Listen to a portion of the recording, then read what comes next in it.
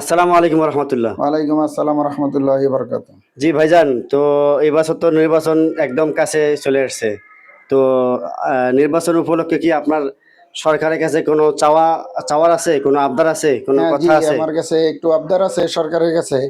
আমার বাংলাদেশের প্রবাসী ভাইরা অনেক আছে, বাংলাদেশ থেকে অনেক বাইরে লোক আছে।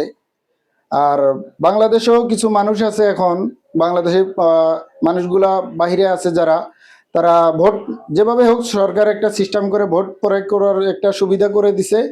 আমরা যারা বাংলাদেশে আছি কিছু মানুষ বঞ্চিত হয়ে যাচ্ছে এর থেকে। লক্ষ লক্ষ মানুষ শ্রমিক আছে, এরা বঞ্চিত হয়ে যাবে।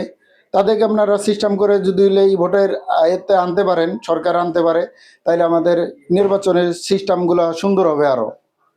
আমরা তো বাংলাদেশের এক প্রান্তে থেকে আরেক প্রান্তে 700-800 কিলোমিটার পথ আছে।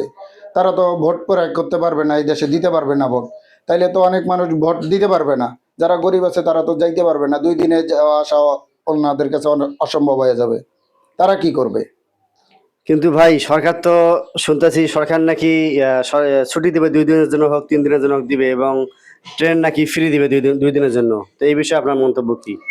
ট্রেনে যাবে কতগুলো মানুষ, আর বাদ বাকি যারা যাবে, যারা ওরা যায় তো রিটার্ন আসবে, তারা তো রিটার্ন আসতে পারবে না। তখন কি করবে তারা? একবারে তো এক যুগে মানুষ আসতে পারবে না, তারা তারা কি করবে তখন? আচ্ছা ঠিক আছে ভাই, দর্শক আপনারা এটার মতামত দেন।